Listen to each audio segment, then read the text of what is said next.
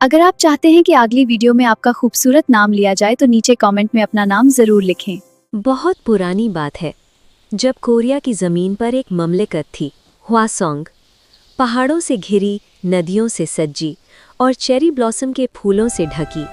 लोग कहते थे यहाँ जन्नत खुद आकर बसी है। इस ममलिकत का बादशाह था सुलेमान, आदिल, समझदार, अपनी प्रजा से प्यार करने वाला। और उसकी पहली मलिका थी ज़ारा, एक औरत जिसके दिल में सिर्फ सच्ची मोहब्बत थी। दोनों का घर खूबसूरत था, लेकिन एक दर्द था जो दोनों के अंदर खामोश रहता था। औलाद नहीं थी। ज़ारा ने सालों तक सब्र किया। रात को अकेले बैठती, खिड़की से बाहर देखती और दुआ मांगती, सिर्फ एक बार अपने बच्चे को गोद में लेने की दुआ। लेकिन वो दिन आता नहीं था। दरबार में उथापुथक शुरू हो गई। वजीर कहने लगे ममलिकत को वारिस चाहिए। सुलेमान के कंधे पर बोझ बढ़ रहा था। एक तरफ था अपना दिल, दूसरी तरफ था अपना फर्ज। वो जानता था ये फैसला किसी को भी दर्द देगा। सुलेमान ने ज़ारा को सब कुछ बताया, छुपाया नहीं, झूठ नहीं बोला। और ज़ारा ने आंखों में आंसू लेके सिर्फ इतना कहा, मैं समझती हूँ और मैं नाराज नहीं हूँ। तुम एक बादशाह हो, तुम्हारे फैसले सिर्फ तुम्हारे नहीं होते। इस तरह सुलेमान ने दूसरी शादी की लैला से। खूबसूरत थी लैला बाहर से, लेकिन अंदर एक और ही दुनिया थी। जिस दिन लैला ह्वासोंग आई, आसमान में बादल आ गए। वो महल को देखकर मुस्कुराई, लेकिन उस मुस्कुराहट में खुशी नहीं थी, सिर्फ लालच था। वो चाहती थी ताज, इज्जत और सुलेमान का पूरा दिल। ज़ारा उसकी राह में थी और लैला ने तय कर लिया ज़ारा को हराना है। तो ये है ह्वासोंग, पहली रानी तेरी जगह अब मेरी है, बस थोड़ा सब्र। रात के अंधेरों में लैला ने अपनी कनीज को बुलाया। धीमी आवाज में एक खतरनाक हुक्म दिया। एक दवा थी, एक ऐसा जहर जो जान नहीं लेता, सिर्फ हमेशा के लिए अलग कर देता है। लैला पहाड़ों के पीछे गई। एक गुफा थी वहां जहां एक जादूगर रहती थी। सोना लेकर गई, दुआ नहीं, सौदा लेकर गई। जादूगर ने एक छोटी सी शीशी दिया, चमकती हुई, और कहा जो बीजोगी वही काटोगी, दुनिया का दस्तूर यही है। लेकिन लैला ने सुनने से इनकार कर दिया। उसने सिर्फ वो लिया जो उसे चाहिए था। कुछ महीने बाद ह्वासोंग महल में एक खबर आई, मलिका ज़ारा उम्मीद से हैं। सुलेमान के आंसू रुके नहीं। प्रजा ने जश्न मनाया, पूरा महल रोशनी में डूब गया। और एक सुबह ज़ारा ने एक बेटी को जन्म दिया, प्यारी सी, नूर से भरी, बिल्कुल अपनी माँ जैसी आंखें। सुलेमान ने नाम रखा मरियम। लेकिन जब दाइयों ने बच्ची को देखा, सब रुक गईं। मरियम के सर पर एक छोटा सा सींग था, चमकदार, सफ़ेद, अजीब। दरबार में सन्नाटा छा गया और पीछे अंधेरों में लैला ने अपना मुंह छुपाया ताकि कोई उसकी मुस्कुराहट न देखे। सुलेमान ने बेटी को हाथ में लिया, सींग देखा, आंखें बंद की और बेटी को सीने से लगा लिया। आंसू थे आंखों में, लेकिन आवाज में एक भी कांपन नहीं। ये मेरी बेटी है और ये सींग नहीं, ये इसका ताज है। उस रात एक बाप ने दुनिया को बता दिया कि मोहब्बत की कोई शर्त नहीं होती। लैला ने इंतजार किया। जब महल सो गया, जब सारी रोशनियां बुझ गईं, वो एक छोटे से कमरे में गई। वहां एक पलना था और उस पलने में सोई हुई थी छोटी मरियम।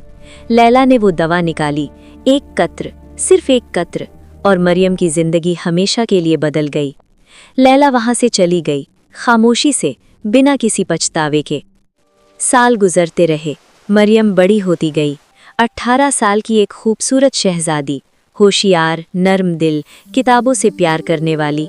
लेकिन सींग, वो आज भी था।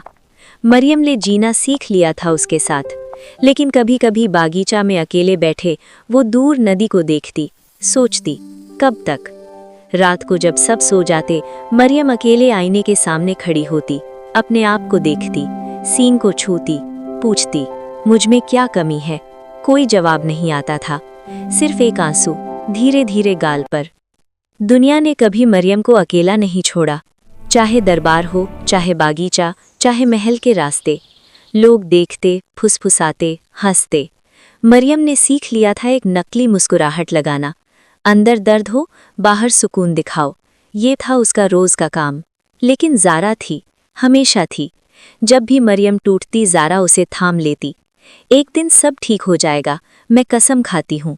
मरियम को अपनी अम्मा पर यकीन था और उसी यकीन ने उसे जिंदा रखा। एक दिन बागीचा में एक नौजवान आया, थका हुआ, सफ़र की गर्द में लिपटे कपड़े, लेकिन आंखें रोशन, साफ, सच्ची। उसका नाम था यूसुफ, एक दूर के ममलिकत का शहजादा, और वो ह्वासोंग अपने एक ख़ास काम के लिए आया था। उसे नहीं पता था कि यहाँ उसकी ज़िंदगी का सबसे बड़ा काम उसका इंतज़ार कर रहा है। बागीचा में मरियम किताब पढ़ रही थी। यूसुफ ने आवाज़ दी। मरियम ने ऊपर देखा और अपना दुपट्टा सींग पर खींच लिया, जल्दी से, आदत से। लेकिन यूसुफ ने सींग नहीं देखा, या शायद देखा और फिक्र नहीं की। उसने सीधा आंखों में देखा, और मरियम के लिए ये एक नया एहसास था। दोनों साथ चले। यूसुफ बोलता रहा, बागीचा के बारे में, किताबों के बारे में, दुनिया के बारे में। मरियम, जो अक्सर चुप रहती थी, धीरे धीरे जवाब देने लगी। और कहीं रास्ते में उसने पहली बार महसूस किया कि कोई उसे सिर्फ मरियम की तरह देख रहा है, ना सींग वाली, ना अजीब, बस मरियम। अगले कुछ दिन दोनों की मुलाकातें बढ़ती गईं। बागीचा में, किताब खाने में, नदी के किनारे। यूसुफ के साथ मरियम हंसती थी, सच्ची में हंसती थी। वो हंसी जो सालों से अंदर बंद थी, बाहर आने लगी।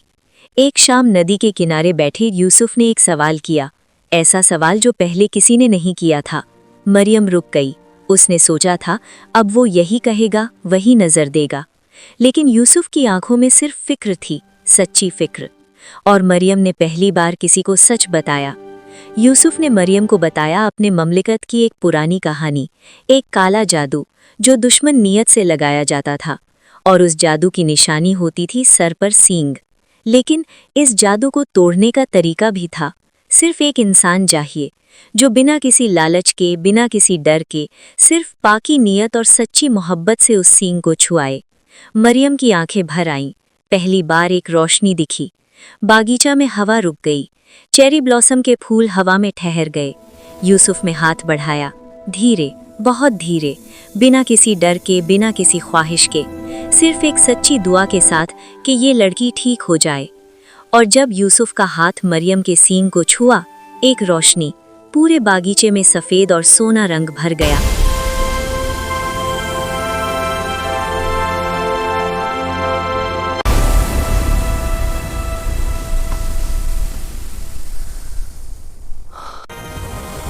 सींग टूट गया, सोने की धूल की तरह बिखर गया हवा में। चेरी ब्लॉसम के फूल आसमान में घूम गए, और मरियम पहली बार अपने पूरे वजूद के साथ आज़ाद थी। मरियम के हाथ कांप रहे थे, उसे विश्वास नहीं हो रहा था। उसने अपना सर छुआ, हाथ फिराया, कुछ नहीं था। सर बिल्कुल साफ, आंसू रुके नहीं। लेकिन ये आंसू दर्द के नहीं थे, ये थे 18 साल की कैद से आज़ादी के आंसू। मरियम हंसी और रोई, दोनों एक साथ। यूसुफ ने धीमे से कहा, तुम हमेशा ठीक थी मरियम, सिर्फ एक झूठ था जो तुम्हारे सर पर था। आज वो झूठ टूट गया। मरियम ने ऊपर देखा और पहली बार किसी के ऐसी बातों पर यकीन किया। महल में जब ये बात फैली, सुलेमान ने एक खास दरबार लगाया। लैला का पूरा राज सबके सामने आया, दवा, जादूगर, वो रात, सब कुछ। सुलेमान की आंखें सर्द हो गईं। एक बादशाह था, एक बाप का दिल टूटा, और उसने फैसला सुनाया, इस ममलकत से हमेशा के लिए निकल जाओ। सोमवार, लैला जो कभी ताज पहनती थी, अब वो सड़े कपड़ों में पैलेस के दरवाजे से बाहर निकल रही थी। ज्वेलरी नहीं, इज्जत नहीं, कोई वापसी नहीं। उसने एक बार मुड़कर महल को देखा और फिर चली गई, हमेशा के लिए। ज़ारा दौड़ी आई, मरियम को गले लगाया और अपने हाथ से बेटी का वो सर छुआ जहाँ कभी सींग था। अब वहाँ सिर्फ नर्म साफ स्किन थी। ज़ारा रोई, मरियम रोई, दोनों ने एक दूसरे को थामा और काफ़ी देर तक कुछ नहीं बोला, क्योंकि कुछ बातें सिर्फ आंसुओं में कहनी होती हैं। पावरफुल सुलेमान, एक बड़ी अदालत का बादशाह, अपनी बेटी को देखते ही टूट गया। वो झुका और मरियम को पूरी ताकत से गले लगा लिया। तू हमेशा मेरी शहजादी थी मरियम, सींग के साथ भी और आज भी, हमेशा। सरेंडर। मरियम ने अपना चेहरा अब्बू के कंधे में छुपाया और पहली बार एक बेटी ने महसूस किया कि वो पूरी तरह सेफ है। और फिर एक शाम मरियम और यूसुफ महल की बैल्कनी पर खड़े थे। नीचे था ह्वासोंग पूरी रोशनी में। चेरी ब्लॉसम के फूल हवा में उड़ रहे थे, नदी चमक रही थी, पहाड़ सोने के रंग में थे, आसमान पिंक और गोल्ड। मरियम ने अपना सर उठाया। कोई बोझ नहीं था, कोई सींग नहीं था, कोई दर्द नहीं था, सिर्फ खुला आसमान और एक इंसान जो उसके साथ था। ये थी कहानी शहजादी मरियम की, एक लड़की जिस पर दुनिया ने निशान लगाया, लेकिन जिसने कभी अपना दिल नहीं तोड़ा। ज़ारा की मोहब्बत ने उसे थामा, सुलेमान के यकीन ने उसे संभाला और यूसुफ की सच्ची नीयत ने उसे आज़ाद किया।